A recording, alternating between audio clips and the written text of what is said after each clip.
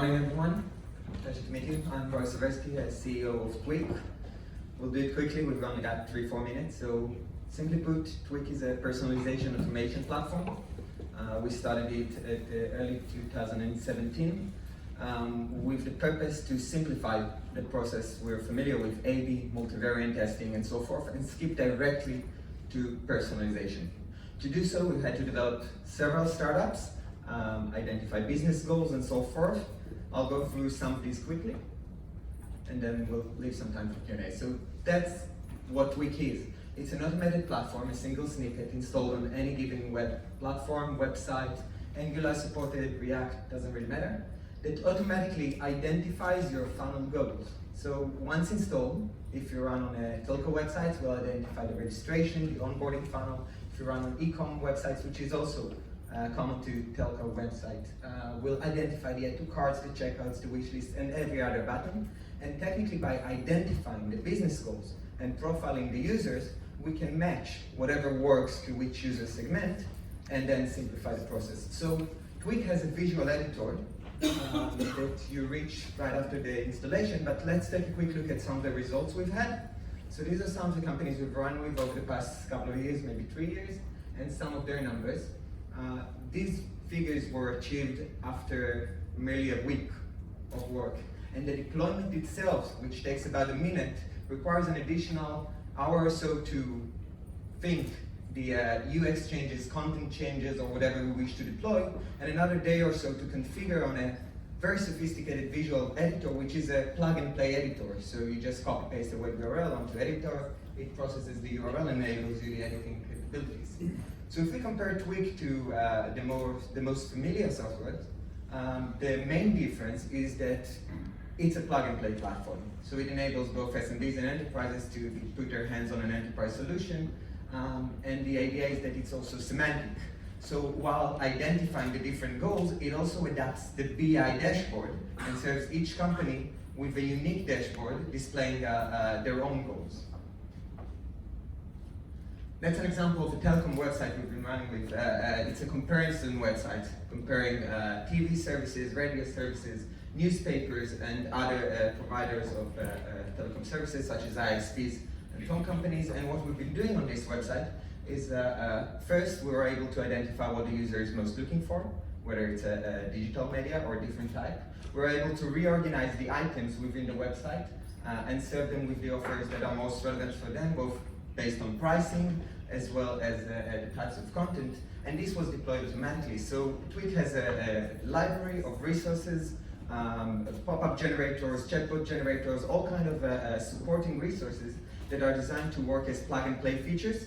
So what we were doing essentially was we copy-pasted onto Twik a variant called sorting variant. And what this does, it's very quickly adapting the content of any given web page to the user by reorganizing the internal items to the keywords they've experienced most during the funnel.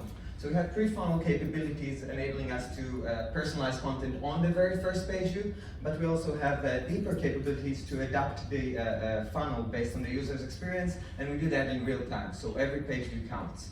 Another very important thing is Twik is not cookie-based, so we have a higher accuracy enabling us to target and retarget users throughout the entire web, including on incognito, in private, and other kind of browsers.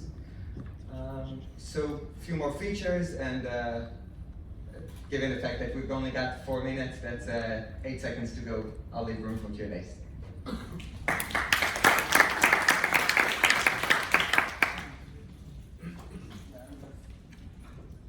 Hello. I would have a question, in particular, because I mean, what we do, and what I understood is obviously supporting customer journeys through this. So what we see in the market right now, there is, I would say, an emerging trend of signal resilience coming out. So a lot of browsers actually suppress certain signals. You're probably aware of this. So we also have from Facebook side pixels installed and all these kind of things. So it's getting more and more complex. How do you deal with this with your solution? Right, so the way we segment, I mean, the profiling side of things is based on session and geolocation. We translate it based on the IP and we collect the data. What you're referring to is probably the fingerprinting, the alternative to the cookie, which is being blocked by Mozilla and other companies. So there's been attempts to block the ability to fingerprint by Mozilla, and they've reverted these attempts because they've realized when they damage the browser headers, they also damage user experience.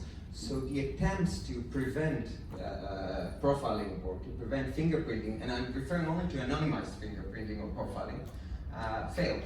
And the browser backtracked on these steps because they want to enable the proper user experience. The things you're referring to are not stuff Twik is currently utilizing, so we're completely anonymous and GDPR compliant. We're only using stuff that are completely public to segment or to track. I have also one question. In terms of the omni-channel, so we have a customer journey and several steps that take place there, from the awareness of the customer till the, for example, continue with an upgraded program, for example. What is your contribution in terms of using the data and making them insightful value for us? So Twik has an API and an SDK. You could definitely syndicate your own data with Twiks or vice versa. And in terms of omnichannels or any other type of personalization, you are able to modify the objectives. So Twik does everything automatically, but it also enables you full control if you want to change anything.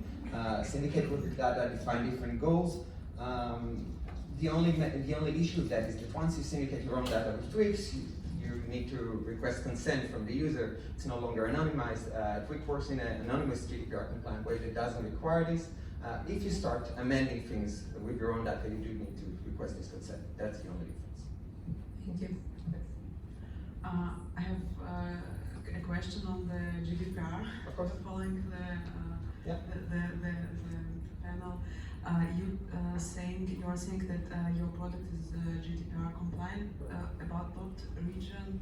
Just for the understanding we are talking about, because you listed the example of Australia.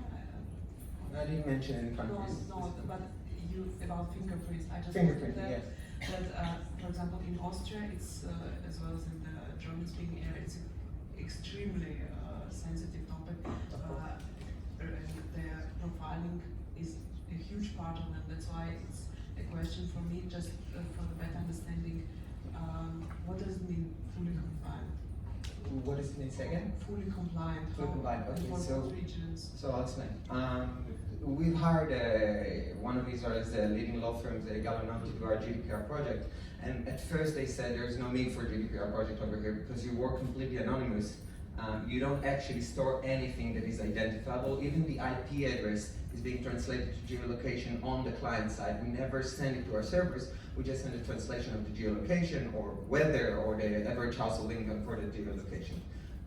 We're currently GDPR and CCPA compliant as far as our legal department work on it. So we're not aware of any issues. We're installed on major enterprise websites. We're on Playbuzz. We're on about 100 enterprises, and we've been doing so for the past 3 years. Thank you very much. Really, thank you. Our next company pickup.